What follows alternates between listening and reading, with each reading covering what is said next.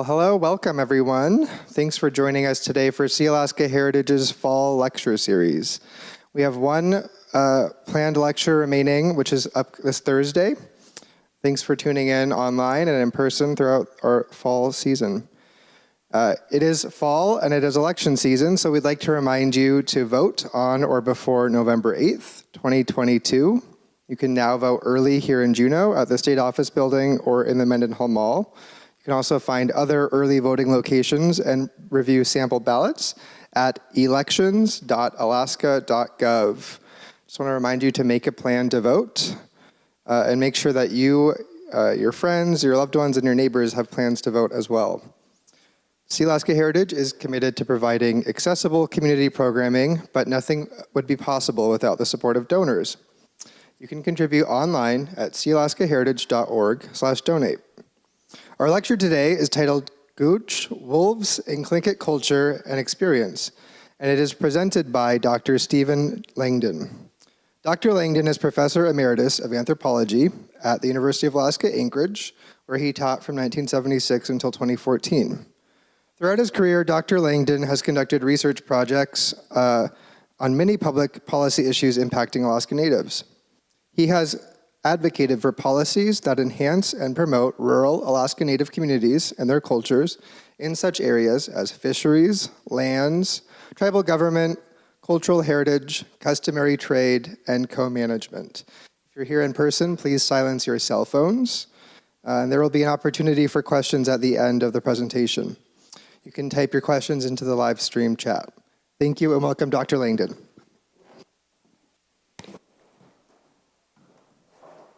Thank you for the introduction. It's a pleasure to be here again today, and I want to acknowledge and respect the clans of the at.óow for their trusteeship over these lands for many years and the maintenance for us. So, as a preface, I would like to note that this is a very rich opportunity for me and very unexpected.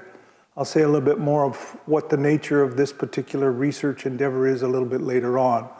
But the opportunities to delve into some of these topics in a manner that I've never been able to do or considered before has been extraordinarily rich and I believe productive. One of my consultants and friends for many years is Thomas Jack, who is of the Wishkitan clan, and he's an elder living in Huna. He was traditionally raised in Tenakee Inlet, being trained by his grandfather in Tlingit culture.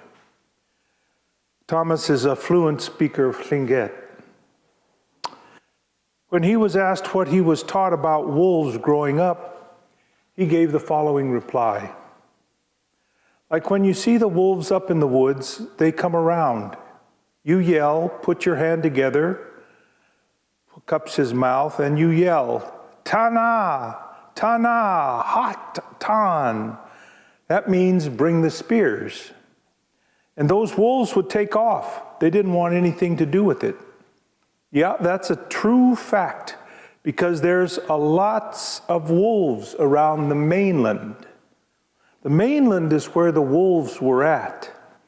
And there used to be, before we moved into there, when we first came down after the ice melted, that's before the Great Rain, and there were mammoths up there on the mainland.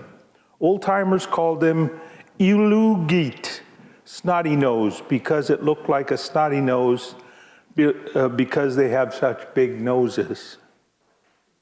We were, in another moment, he presented a somewhat different frame. We were taught that if you confronted by wolves, to get down on your knees and lower your head, then speak into the ground, bring me my short spear. The wolves will hear that and will leave. Well, in these two accounts, they're quite deep if you begin thinking about all of the elements that he has drawn into them. But of course, one of the things that you'll see, and as we go forward, is this, this tension in the relationship between Tlingit and wolves, a tension that has various different manifestations over the years. So I'd like to turn now and acknowledge, I'm trying to acknowledge, what should I do, Kai, with this thing? Just hit the arrow. I am.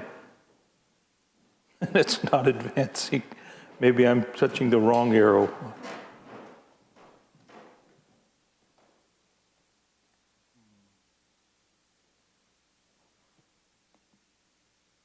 That arrow.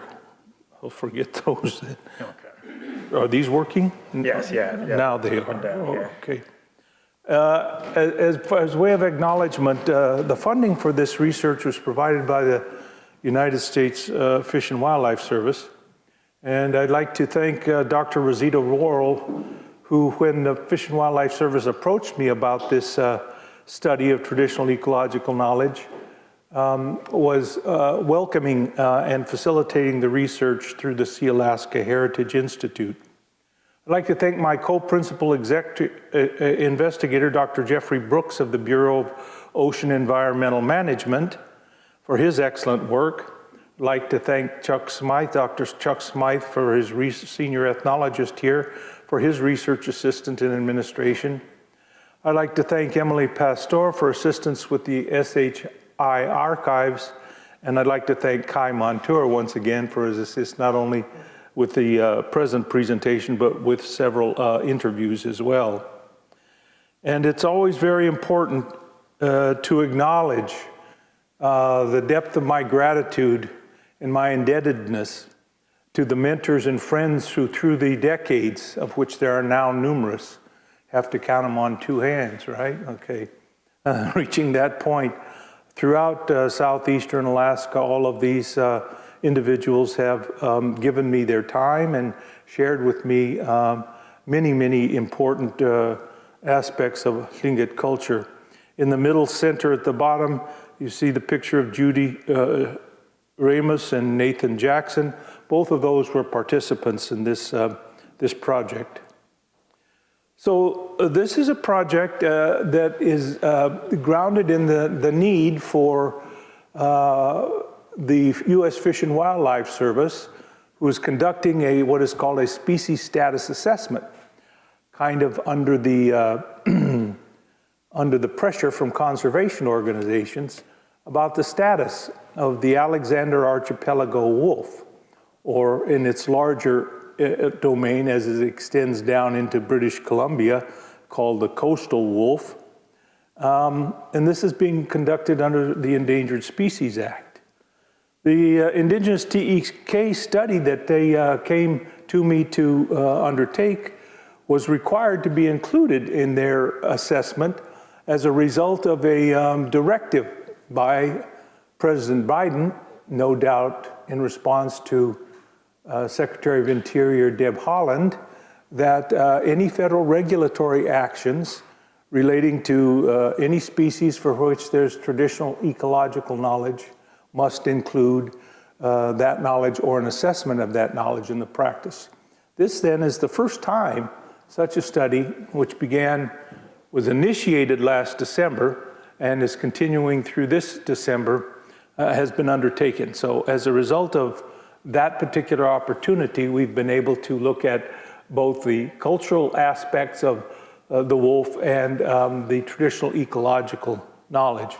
Today's lecture will be about cultural aspects of it, and another lecture next year will produce information and findings from the ecological study of the wolves.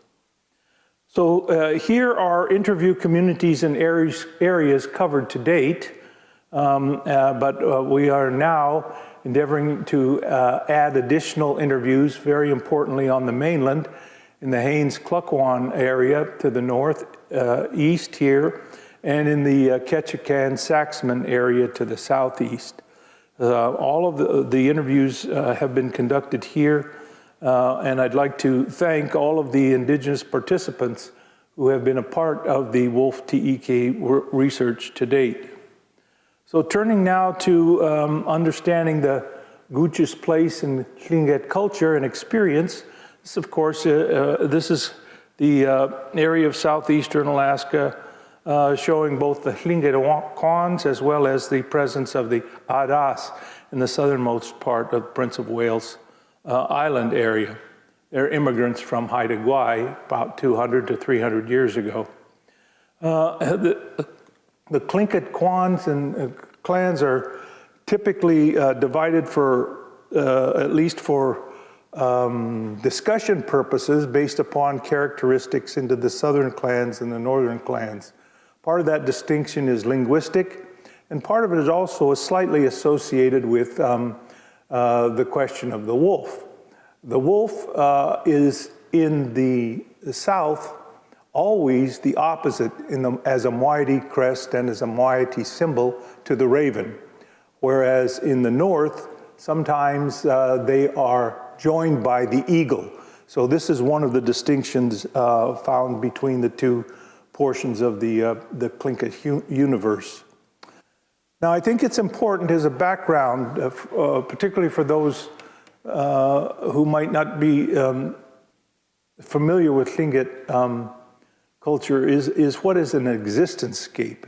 This is the phrase that I have and the concept I've developed to talk about how people come to particular understandings and realizations. These are the outcomes of the fact that there is a processing that goes on in every person who is enculturated in a society as the various different signals come to them, very different stimuli come to them. Some of those operate at an autonomic, some of them operate at a subliminal, and some of them operate at a cognitive level. These processes and events are then translated through physiological and cognitive process, and they're given a linguistic coding, and they're framed in a particular linguistic fashion. So it is the constructions of meaning from those processes that is the basis of much behavior. People don't do things immediately through their cognitive things, autonomically and reflexively they may, but these entities are mediated through concepts. The existence-scapes then comprise the realm of possible understandings, behaviors, and creative responses given a set of core cosmological and ontological principles, of which we'll take up in a moment about the Tlingit existence-scape. These practices become embodied in what the French philosopher, social scientist Bourdieu called the habitus. Habitus implies, or you can infer, that this is the habit of the way in which we react. So just to make a quite underpinning with regard to a contrastive frame between the Tlingit existence-scape and a Western American existence-scape, when Tlingits walk into a landscape, they are attentive to all of these signals that are coming to particular those from living entities, because they are considered forms of communication with potential meanings that need to be addressed and assessed. This is not the way in which a bird watcher approaches the birds in a common Audubon experience, but this is what a Tlingit existence-scape produces. So this is another dimension of the existence-scape, is that, as the anthropologist Julie Cruikshank commented many years ago, the Tlingit occupied a, quote, a moral universe. Moral meaning there are constantly right and wrong aspects of behavior and response. Inhabited by a community of beings in constant communication and exchange. And this is a very framing understanding of how that existence-scape is carried forward. And certainly if you hark back in terms of what Thomas Jack had to say about his engagements with wolves, you can see many of those frames. So this relationality of constant communication and change produces a relational cosmology. The cosmological foundations in Tlingit society arise out of, in a fundamental way, the actions of Yale. Yale's actions are not the creation of this, that, and the other thing. It is a patterning of interaction among elements, hence a relational cosmology that develops the forms that we have with us today. And it's a relational ontology out of which the very essence of beingness becomes created, and an epistemology, that is, knowledge arises out of relational forms of communication and transactions, and a phenomenology, which is what I spoke to, constant attention to what it is that surrounds you. And finally, they combine to yield a perspective of what I term relational sustainability. And that is, Tlingit live in a world which is cosmologically circular. Spirits, the essence of persons, when they are deceased, pass into another frame, and they are then reborn. And this is the central moral aspect of the Tlingit existence-scape, is the necessary actions through respect and other ritual forms to ensure, to sustain those principles. There's no heaven and there's no hell. The perfect world is for your descendants to act in ritually appropriate ways so you can return to this earthly being in the future. These elements are crucial to how the Tlingit existence-scape goes forward. So in the cosmology, cosmological cycling is the term we use. These connections between the domains of living and dead also open up another circumstance, which I'll talk a little bit about, the nature of the connections of transformation and hybridization that are not often talked about, but we will see in terms of the wolf persons how these concepts are brought up. Ultimately, these obligations, which I spoke of, lead to the relational sustainability. So how then is Gooch experienced in the Tlingit existence-scape? These are people with spirits and essential qualities similar to humans, but distinctive as well. They demand and are worthy of respect through appropriate behaviors, and they are capable, if retaliating, if treated badly. As such, they are sentient, they are extremely attentive, they are volitional, they make choices based upon what it is that they engage with. They have intrinsic dignity as entities and spirits of coexistence, and they have power that they can exercise as well. Within the Tlingit existence-scape, they are positioned as the primary crest for one of the halves of the society, or as it's termed commonly, one of the moieties. And as such, they are the kinsmen. Wolves are the kinsmen for those who carry, humans who carry the wolf moiety and clan identities. As a result, of their kinship status, they are spoken to, and requests can be made of them. In De Laguna's work with the Yakutat, she learned that if people encountered wolves that they felt uncomfortable, they would say, "Please pity me, uncle, for I am out here alone." And the wolves would treat that with respect.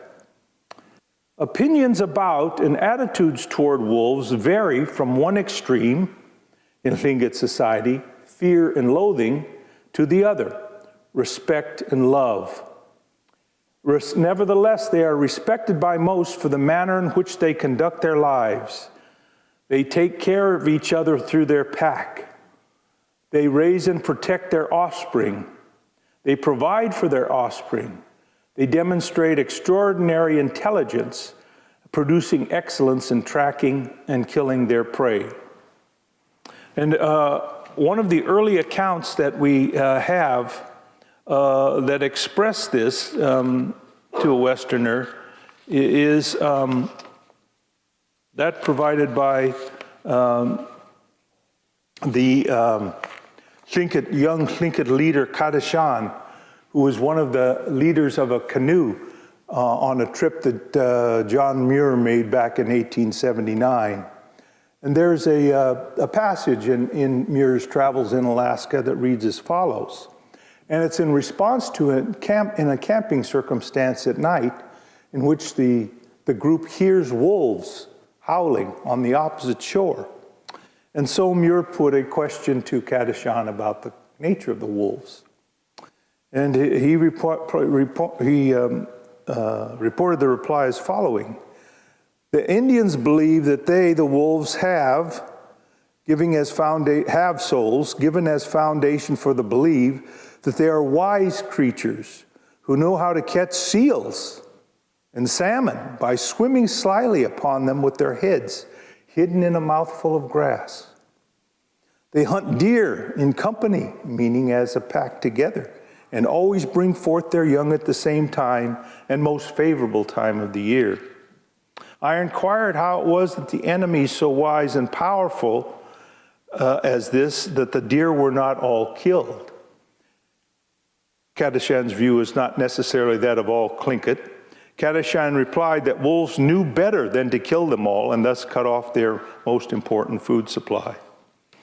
He said they were numerous on many islands, more so than on the mainland, that Indian hunters were afraid of them and never ventured into the woods alone, for these large gray and black wolves attacked man whether they were hungry or not. When attacked, the Indian hunter, he said, climbed a tree or stood with his back against climbed a tree or stood his back against a tree or rock, as a wolf never attacks face to face.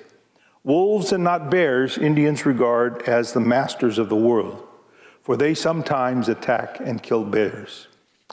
So here we see again the point that I indicated earlier about this point of tension, of respect, and yet that respect is also very carefully posed as well.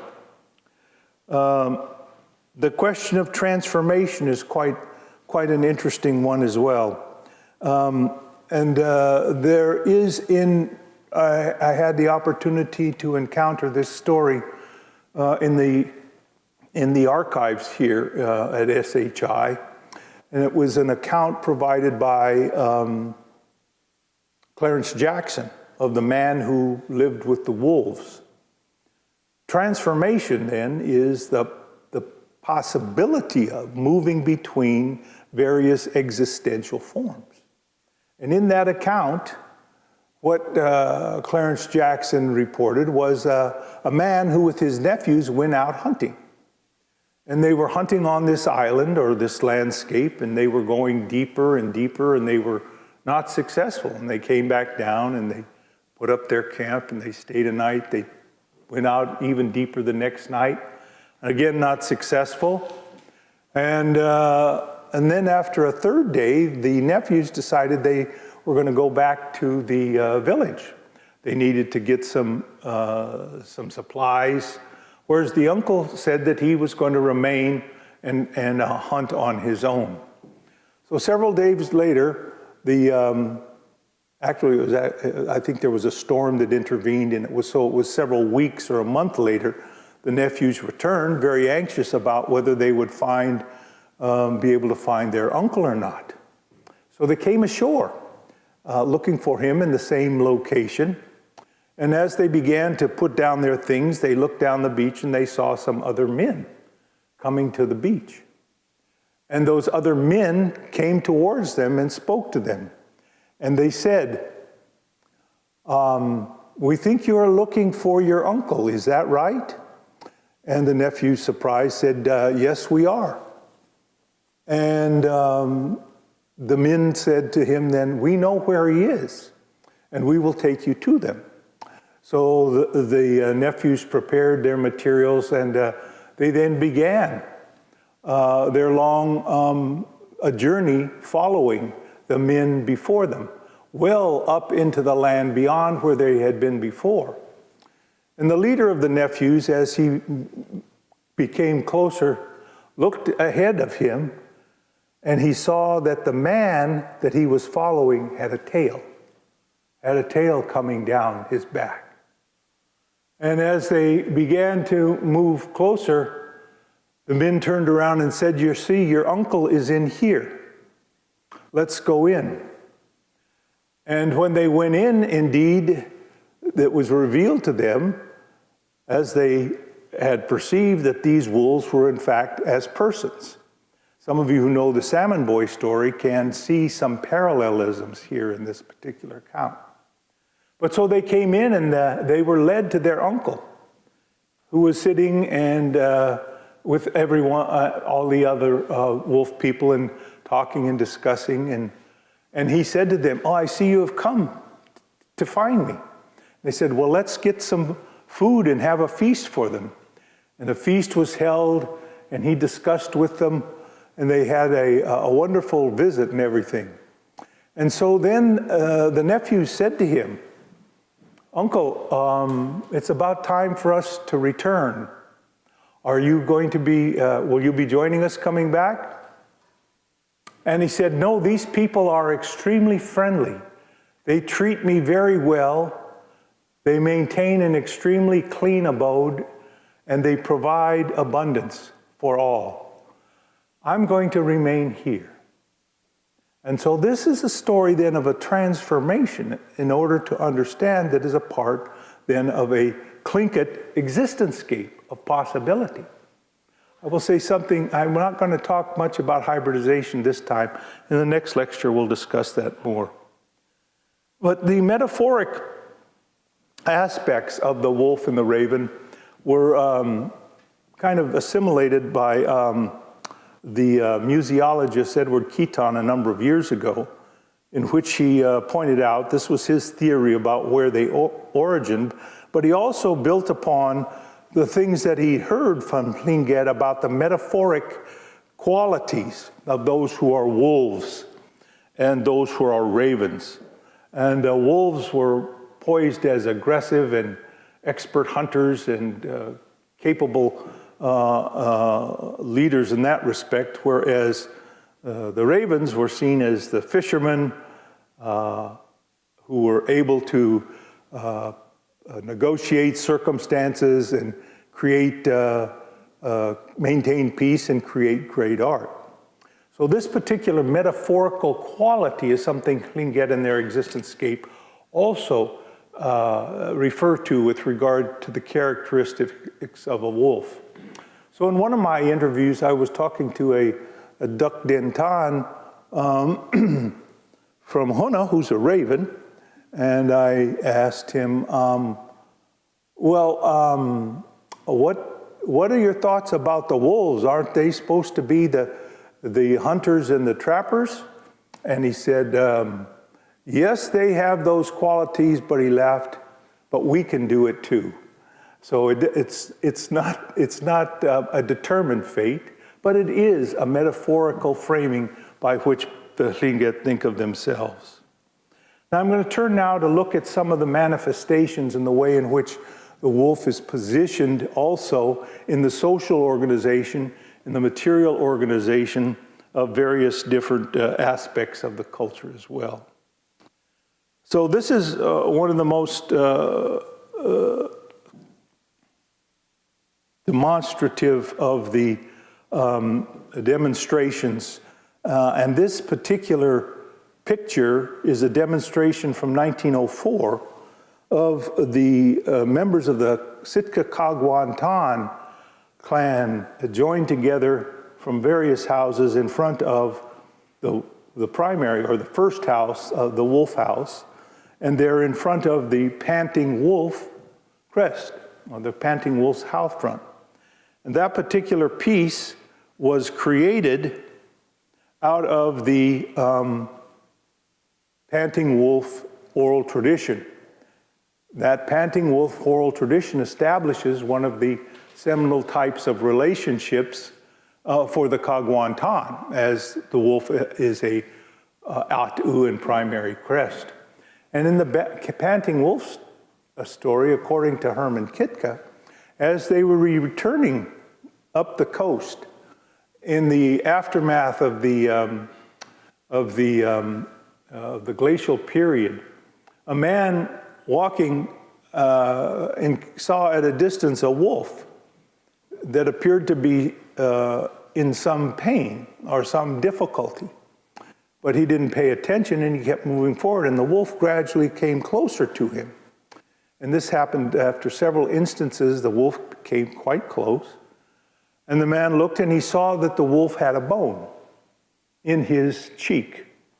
And so very carefully the man approached the wolf, and the wolf allowed him to take the bone out of his jaw, to release the jaw so that he could then close again. And in the aftermath of that action, the wolf accompanied and helped and assisted that individual in hunting activities going forward.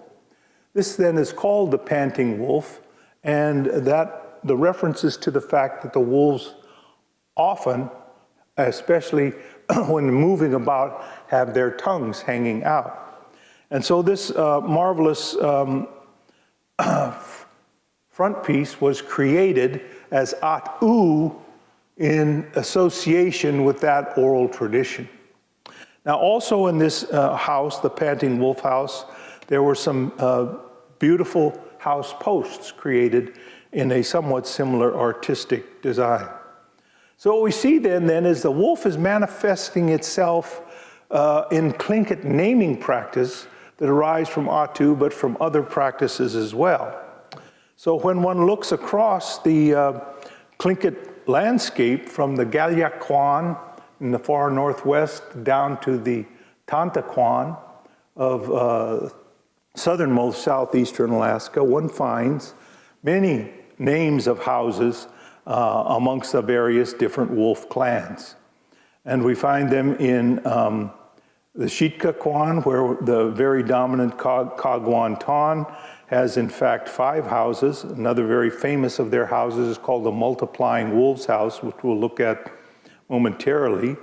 Also found amongst the Yakutat, Kagwantan, but they're also found in the south amongst the Hinya of Tajikistan,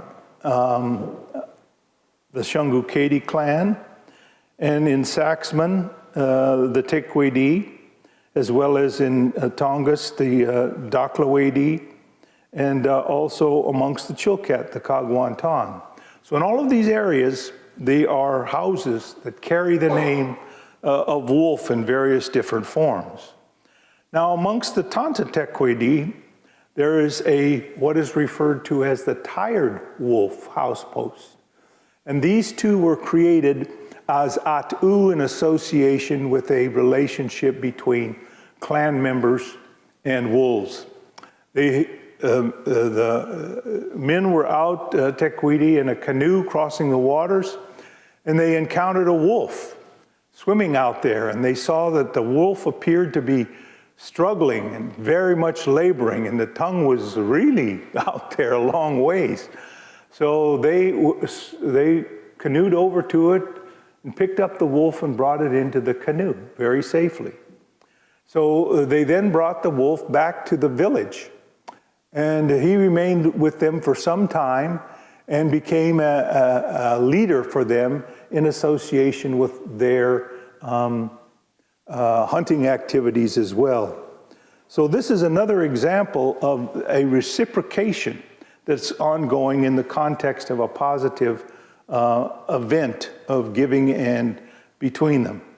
So in these houses, we often find screens that may memorialize wolves, as we see in this particular house screen from the wolf steam bath house amongst the Galyak Kagwantan. The wolves are at the bottom here. Amongst the Hinya Kakoshitan in the village of Tajikistan, we see a mortuary pole pictured in 1904 at the time in which Governor Brady was circulating amongst the villages of Prince of Wales, the Tlingit and Haida, accumulating the poles that went on to expositions in various parts of the United States and then were brought back where they now appear for the most part in Sitka National Historic Park. And this is so this pole is there in Sitka now, and it's an extraordinarily elegant design in terms of the carving, and it is the oldest imagery that we have of a kutia with a wolf present, and a very elegant style indeed. And I suggest that it is the Kakoshitan clan because the man standing at the base is wearing a nahin with a killer quail motif, another one of the crests of that particular clan. To the right you see a kutia originally located at Tuxecan that was now been recarved twice in Klawock, and it is at.óow for the ownership of the Sarkar system of sockeyes. And you see the sockeyes there, and in the middle of the pole is the wolf. And it was the wolf who received them in the sense that he observed when the Kakoshitan first came and began settling at that location. Another Hina clan called the Shungukedi, the southern Shungukedi as opposed to the northern Shungukedi, also have the wolf as at.óow. And the wolf here is demonstrated in the ceremonial staff.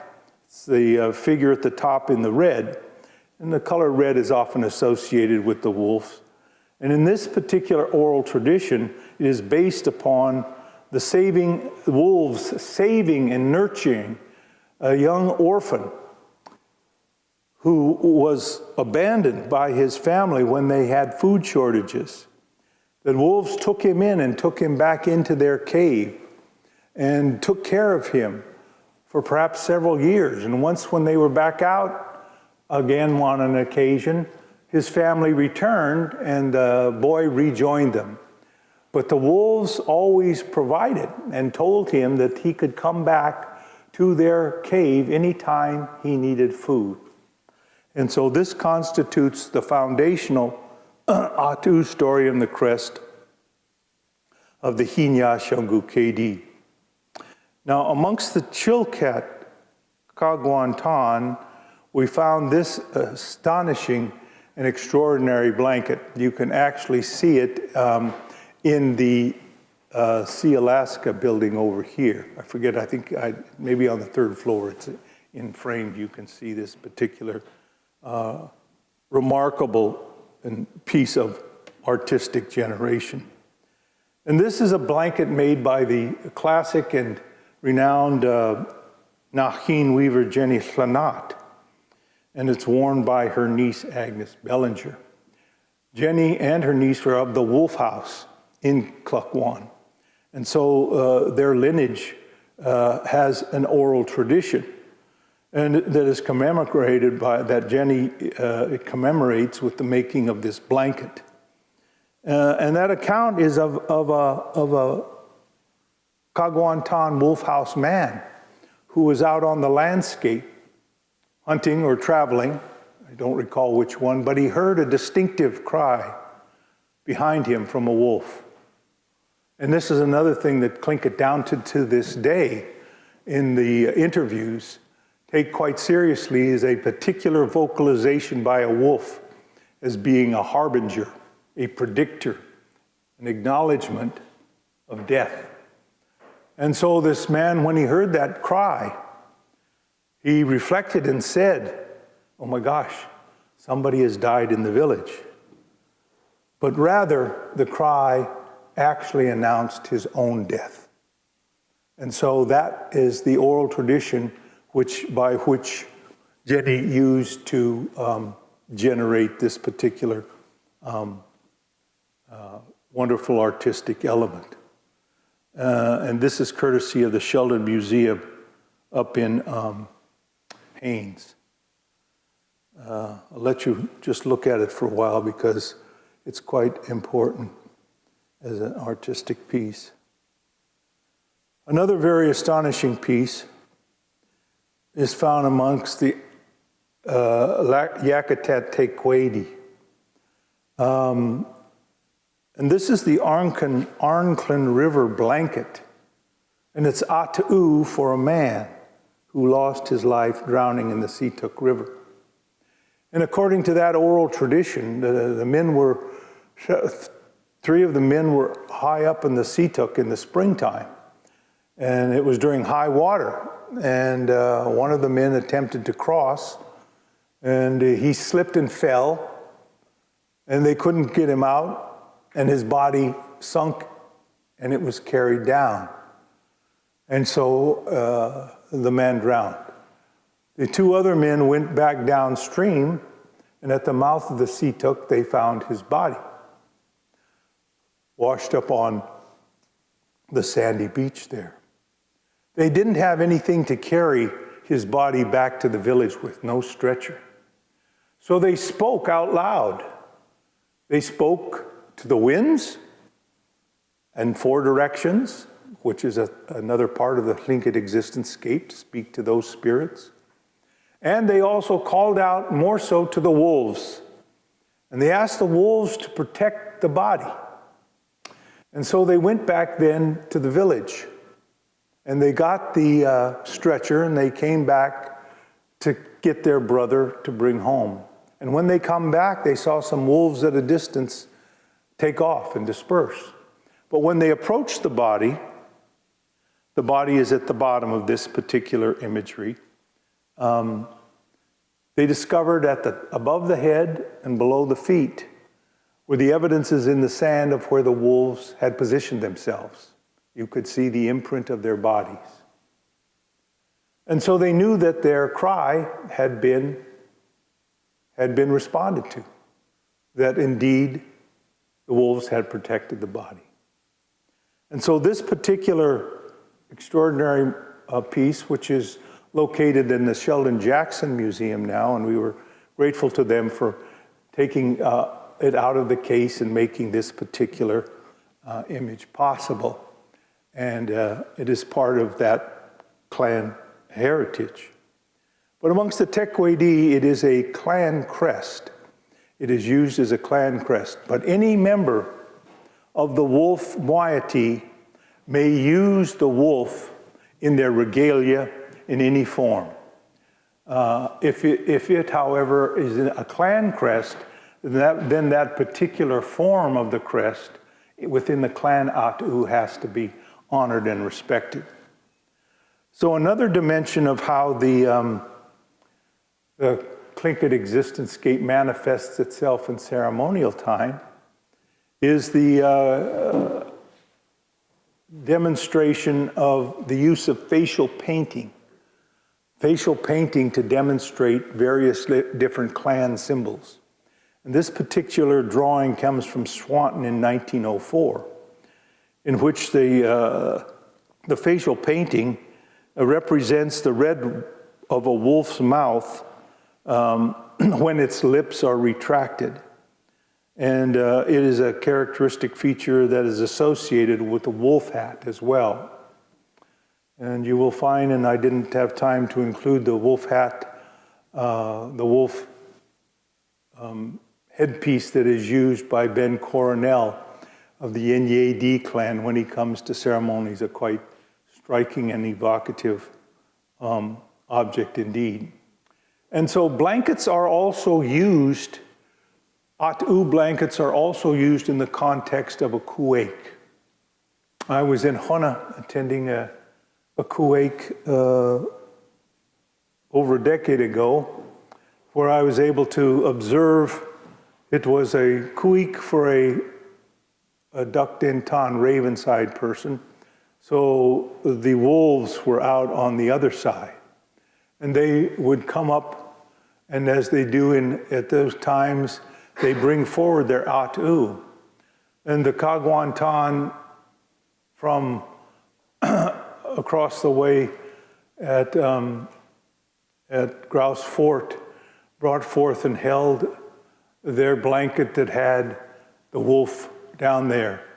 The wolf was demonstrated, and as they held it up to the seated duck-in-tons in front of them, the oratory then spoke of the particular way in which their wolves would protect them and would ensure that no harm came to them. And this is the common nature of Tlingit oratorical style, to invoke and evoke those at.óow symbols in support of and in condolence for those who are there as well. And the wolf can also be used in other kinds of oratory as well, in other circumstances on that other end of the spectrum.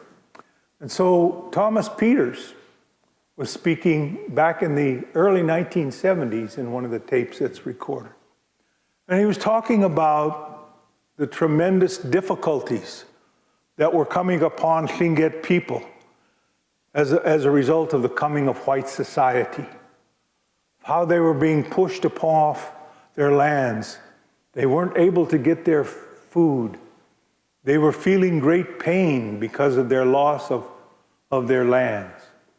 And then he turned to another aspect of that incoming tide, and that aspect was alcohol.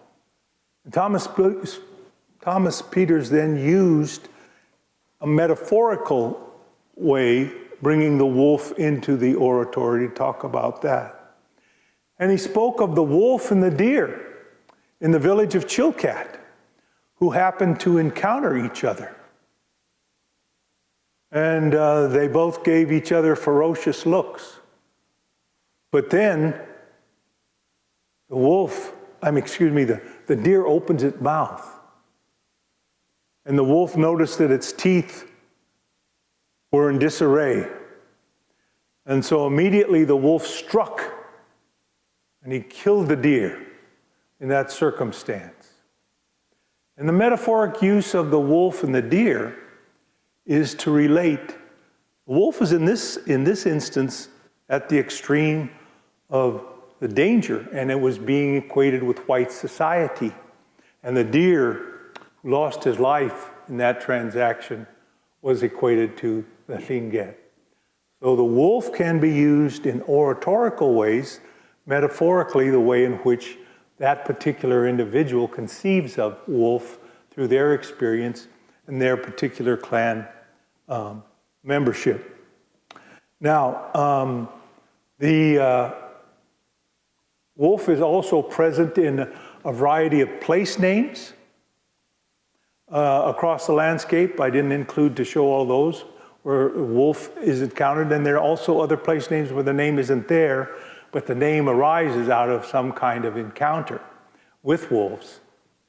There is another Kagwantan story related to me by Tom Thornton that has not been turned into a crest or at.óow, but I found it quite striking as a point of demonstrating this continuing question of tension between humans and wolves, leaning in one direction, leaning in the other direction, looking for that point of reciprocity, of being able to have that particular grounding. And in this account, there's an Athabascan man, probably on the coast near Dry Bay, at the northern part of Tlingit territory, but within Athabascan reach as well. And he's starving or in very much need of food, and he's out on the landscape hunting. And as he moves across the landscape, he sees a pack of wolves ahead of him. And aha, he says, I'm going to follow them. Bear this in mind. And they will lead me either to some food, or I will be able to find that game and hunt it myself. And so he follows them up over the first rise, down into a valley. And he sees them spread out and get their harvest. And then he goes down and he tries to hunt, and he's unsuccessful. So he sees them heading over into the next valley. So he follows them up into the second valley. And following down, he sees them down below and watches them out hunting. And then he goes down himself and is again unsuccessful. And then he follows and sees them again, and he goes up over a third mountain range and down into the valley, and again he sees the wolves. And he's reaching now a point of exhaustion from extreme starvation.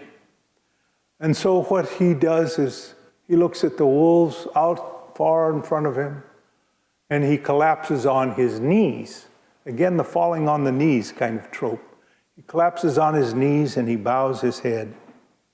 And the wolves come back. And this is a common theme one finds both in Tlingit accounts of those who fear wolves, the wolves come back and they encircle the man.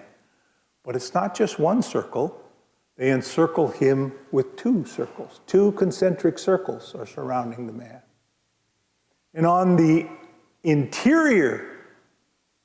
the exterior circle is saying, come on, let's kill that man. Let's get rid of him. Whereas the wolves on the interior say, no, we're going to help this man. We're not going to kill him. And this exhibits this fundamental tension that arises in the context of these circumstances. And so the interior circle prevails, and they take it upon themselves to show the man some new hunting practices to allow him to be successful. And that Athabascan man has a Tlingit name, and Herman Kitka gave that Tlingit name to Tom Thornton. So this is quite I think, a remarkable story, indeed, on this particular theme. So let me just say that as a quick preview, next year I will be presenting another lecture, part 2 in the Wolf lecture series, I guess we could say, on the Indigenous TEK, arising from the interviews and the analysis of those interviews from the various Indigenous scholars. And we'll present the knowledge concerning many topics that they have conveyed, such as the nature of a wolf pack, the kinds of territorial range, their patterns of movement, their diets, the natures of their litters, their hunting practices, and their relationships with other species. The picture on the left comes from the highlands of Prince of Wales Island in the south, and the picture on the right comes from the Chilkoot River Valley, represent alternative forms of Gooch.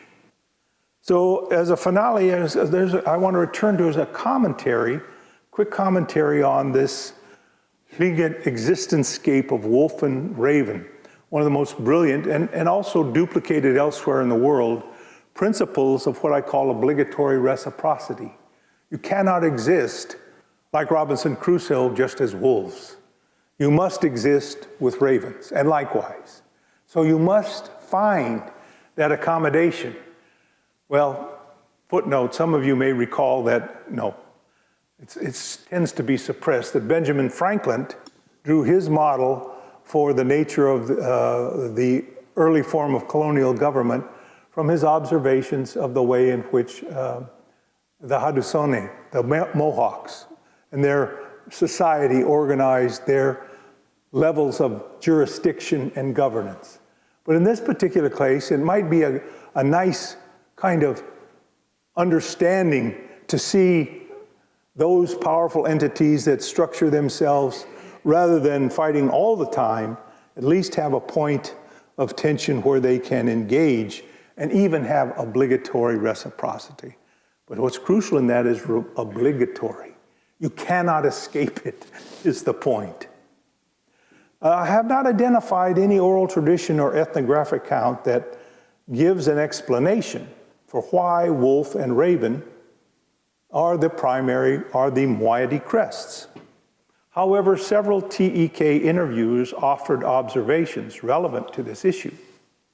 Thomas George of Cloak, in his interview, pointed out over and over again about how ravens converge on where a wolf harvest is, and that he often watches ravens in the air because he knows that they will be monitoring wolves for their particular behavior, and then particularly when he's going out hunting wolves, ravens are an indicator. Devlin Anderstrom of Yakutat, also a hunter, he articulated quite directly his particular belief that it is in that reciprocal relationship in which ravens help wolves find prey, and ravens then are allowed to benefit from the aftermath of the prey, that it's in that particular form of reciprocity and exchange that a kind of modeling for Tlingit society can arise, and seeing that. And finally, Nathan Jackson, building on that point in his observation, gave a physical demonstration of how he saw ravens and wolves operating together.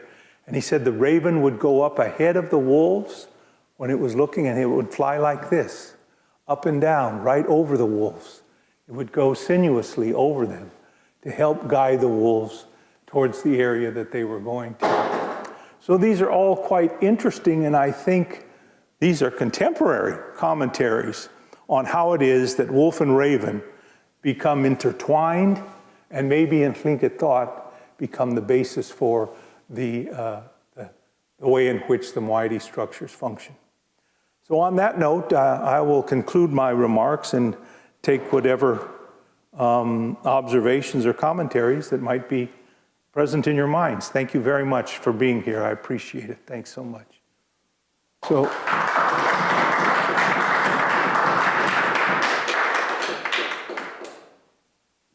I'd like to say thank you, Dr. Langdon, for conducting this fascinating research. It's evident that wolves play a central role in so many oral and living histories amongst our people. Are there any questions in the audience?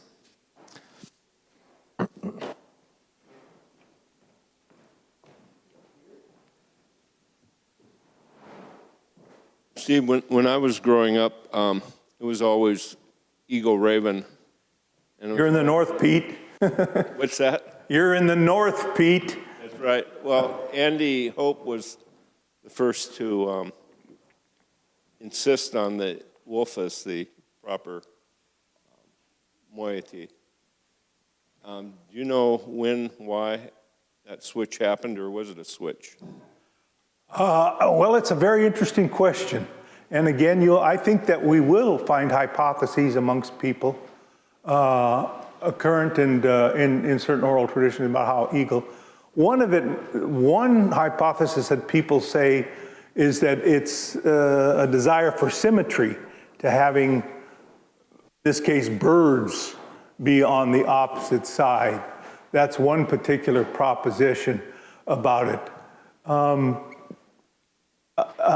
In my mind, being an ethnohistorian and looking at the nature of contact circumstances, one of the things I discovered when working with the Haidas was the extraordinary presence of the name George as a first name. And so when I heard George Hamilton of Craig give me an account, his daughter from him giving me account of the origins of the name of Craig for that particular community down there in Prince of Wales, she said that her father had told her, well, when we were helping Craig Millar build that first ice house and that particular tiercing system, what do they call? I forgot the name for that. But anyhow, all of his helpers, his Haida helpers, George Haldane, George Haldane, George Hamilton, George Adenso, George Vandal, and another George that I've forgotten, they're all named George. And so Craig Millar said, gee whiz, well, you guys are all George. We need to call this place Georgetown. And they said, no, that's boring. We're going to call it Craig. There's no other place like Craig. But the point here now is to think back deeply. Why did the Haidas select George? And they selected George because who are the King Georgemen? And who do the Americans talk about? George Washington. So the Haidas say, holy smokies, there must be some power in that name George. Now, that constitutes an ethno-historical appraisal of these kinds of things. But let's now look at the question of the eagle. And how is the eagle positioned in the context of ethno-historic transformation, especially as it occurs in the north? First of all, it's Sitka with the Russians. What is the Russian symbol? The open eagle. And then along comes U.S. jurisdiction with its what? with its eagle. It's my hypothesis, and Dr. Worrell can either commend me or rebut me on this one, that it constitutes again, a historical sidling up to power and to influence by now positioning eagle in this particular context. So I'm sure there are probably other oral traditions and ethno-historic claims about that shift, which I have not really delved in to see that particular point because I'm a wolf man myself. So that's my take on that. There was a question in the back. Oh, go ahead, Rosita. I just have to say that we had the eagles long before the Russians even existed or the Americans or King Jichuan existed. We had the eagles before them, so maybe they took it from us. Yeah, well, maybe. That could well be. I just also wanted to say, and I hope my daughter-in-law doesn't mind me sharing this story, because you had noted that the wolf was associated with death. And from my experience, when my granddaughter was born, I saw all of the Kagwangtong family members go out into the parking lot of the Bartlett parking lot, and they were all howling like wolves. And it was really kind of, well, it was almost a mystical event that I saw, and I actually wrote it out because I'm an anthropologist. I was doing field work in my own family, my grandchildren's bird. And I wrote up that account because it was just like mystical. Yes. And yes. Unfortunately, I don't know if it was my computer lack of experience or whatever, but the account disappeared. Well, I like it very much because there's a couple of really important themes. On the one hand, it speaks to the opposite of death, which is life. And that also speaks to the spectrum of the ways in which wolves are encountered and experienced in Tlingit society, which I think is a quite nice juxtaposition of those circumstances as well. There was a question back there, I recall. It's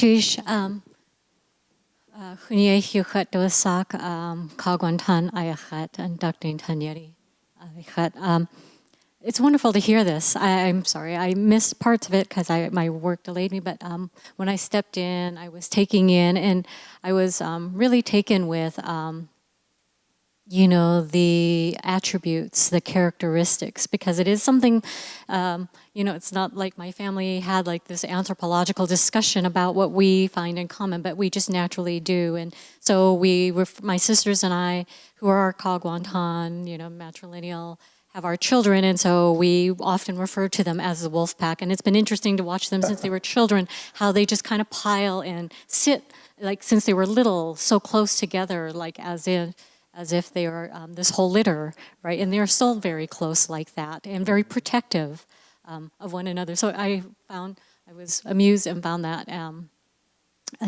But the one question I had, and I think it's probably just because it's incomplete, because there's so many. I know from us hosting some ku'ich ourselves and being of the Kutit, the box house, I somehow missed that, when I saw your table, from Sitka. And I know there's a lot of migration. We have our migration stories between Glacier Bay, Huna, Sitka. Right. And I know there's also the Eagle Nest House. So I decided that maybe you had probably shared many, but not all, because there are so many. Is that true? Well, I mean, that list was derived from Mr. Kitka's writings, I believe, and there may have been something, but so I thank you and certainly will remind me to have a look and inspect those sources for that particular circumstance.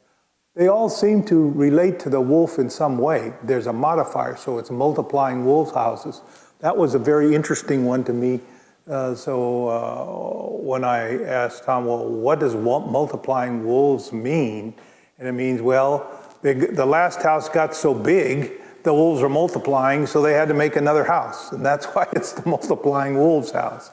So these modifiers are ways of making a distinction, but they do have a base in the wolf over and over again being called upon as part of that name. And I would just add to the story of that came out howling, and it was a full moon, and coincidentally, both my children were born during a full moon. So that each wolf hoop came out during a full moon.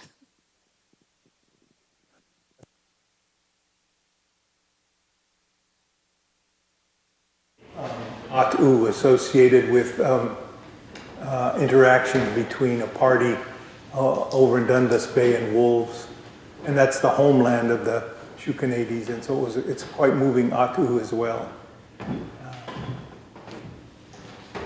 In terms of the process for integrating this knowledge into potential federal action, do you see this as something moving forward that could be replicated, or how?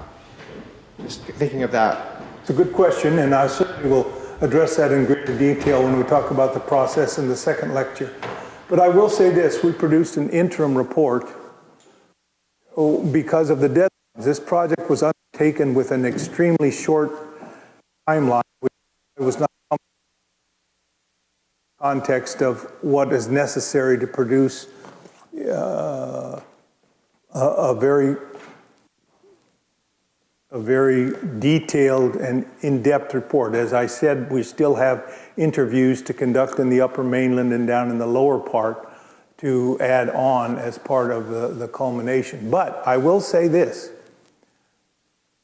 I've been, so that interim report, they prepared a draft status assessment document in mid-September, and I went through that document systematically and examined the ways in which it did or did not draw upon the findings from the interim report.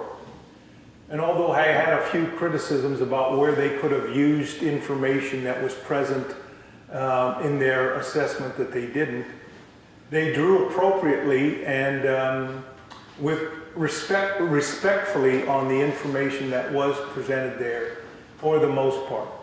So at this juncture, I have a fairly positive regard, and we'll see what their final document comes up with, because we did send them fairly detailed remarks on how they were. But let me just say this about what's going on.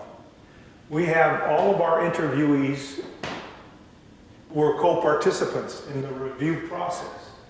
And we asserted that they should have the opportunity both to review that interim TEK report and for the status assessment. Now, these are individuals who are extremely knowledgeable, who've spent their lifetimes in interaction with wolves.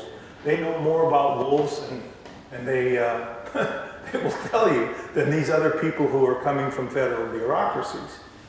And so the process, which should draw upon their commentary, received no, because they had to go through a portal.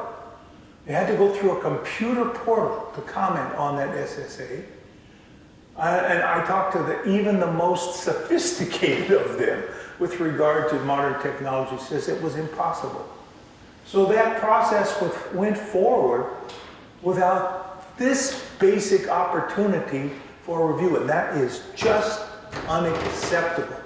And that has to go forward as part of the evaluation. Despite these other positive dimensions, if you do not provide the avenues for those most affected by your decisions to give you their input and feedback, then you have failed. In my judgment, you have failed in that particular regard. So that's in response, Mr. Jensen, to where we're at, and we will finalize our report to them by the end of December, but we intend to pursue more of these things in the context, thankfully, of support from Dr. Worrell to bring forth this very, very rich body of material that is out there to be shared, I think. Does the young lady have a question? Thank you. I'm Amber. I appreciate the lecture, and specifically, as I'm sitting here with an early education background, and I keep thinking about the neutrons that have been very prevalent of most of the PK experience, Goldilocks and the three-baggers, but also the Wonderful red point. wolf. And I just think that this information for how freeing it is that the negative connotations of the wolf in early ed in the Red Riding Hood kind of stories. This is just, You need to get it in that. it is just a positive reinforcement for Tlingit children and the Tlingit people, and I just keep thinking, I don't want to fall into this binary or oppositional position. It's more complicated than that, and as we started, you mentioned that it's the epistemological view of Tlingit people is that there's a relationship. And so the role of the wolf, though it is different than what I was taught and brought up with in the Red Riding Hood story, but how this could be so empowering for the young wolves.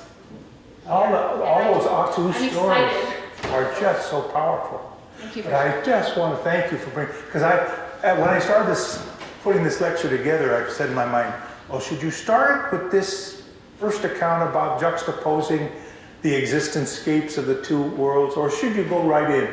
And so I wanted to come back to that, and I wanted to bring this particular point. You hit it right on the nose, but I was going to say, all of you who watch TV now are aware of a current advertisement in which the flu is brought into the world as a wolf in sheep's clothing. How many of you seen this particular commercial that's out there? Go look for it now if you haven't seen it, because it's there. This is across all broadcast platforms.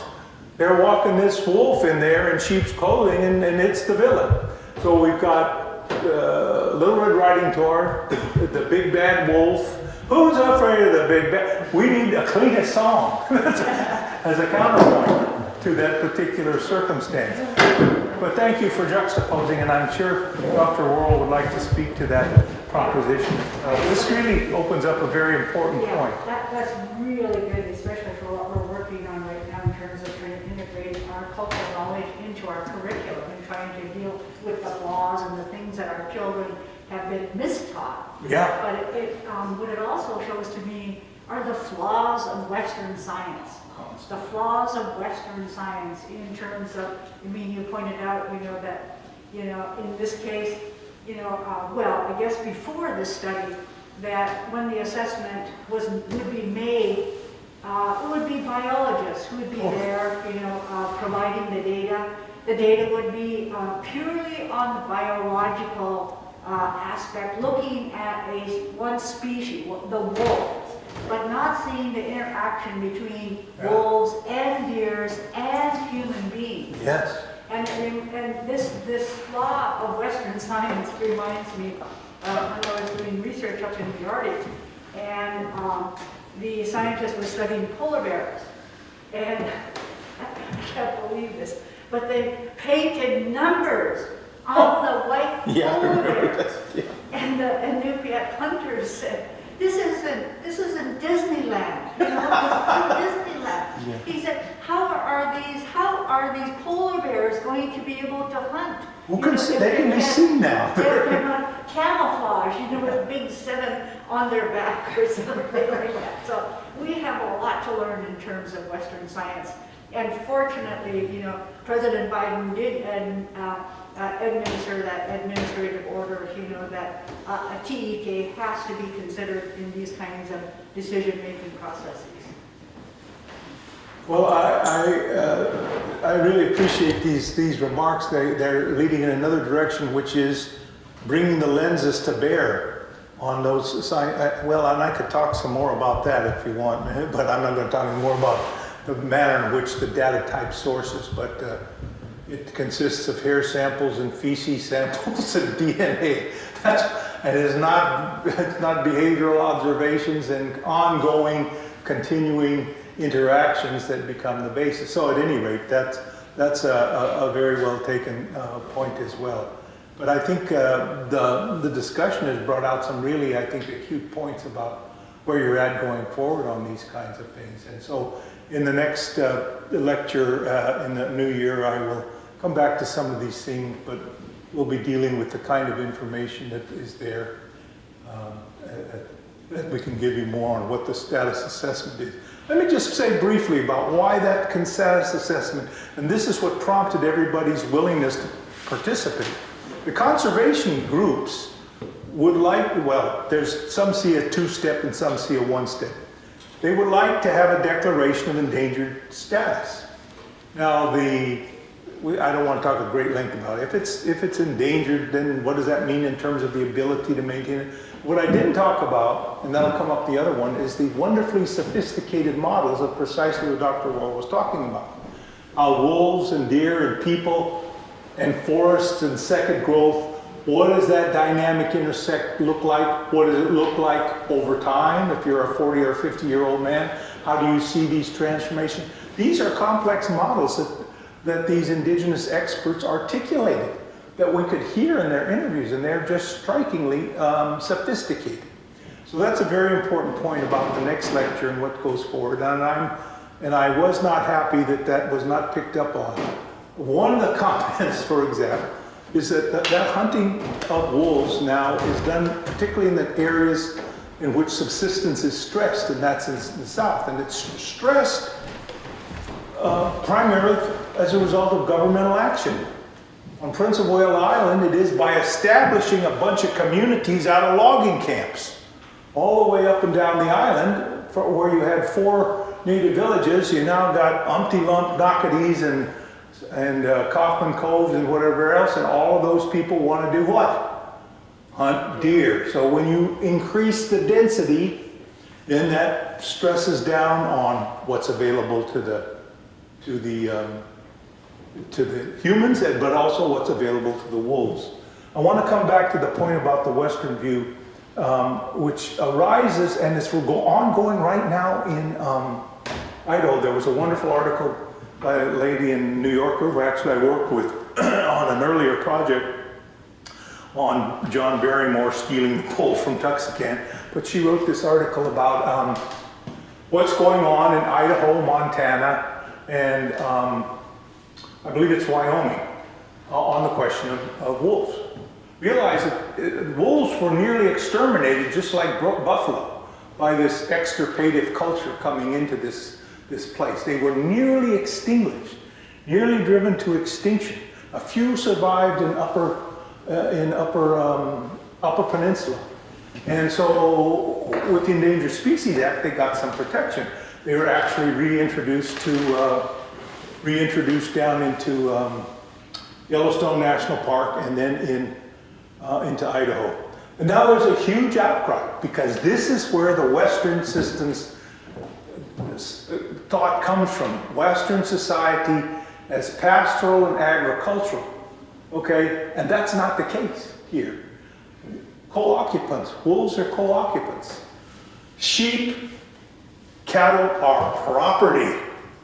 We're not letting those wolves take our property, okay? That's the bottom line. Wolves have to survive too, but we're not letting them take our property. And that's the bottom line as one of the fundamental differences in how these worldviews and existence-scapes manifest themselves. In Idaho, you guys know how big Idaho, of course it's not that big, but in Idaho, this endangered species number for them are 15 mating pairs and 150 wolves for all of freaking Idaho. That's the endangered level, that they'll let them drive them down to that particular number. And that's used across all of those states. That's the same biologist who's looking at the question up here too. So you know, when you start going a path, you never know where you're gonna see all these different twists and turns. So thank you again for everyone coming. Pleasure to speak with you about these things.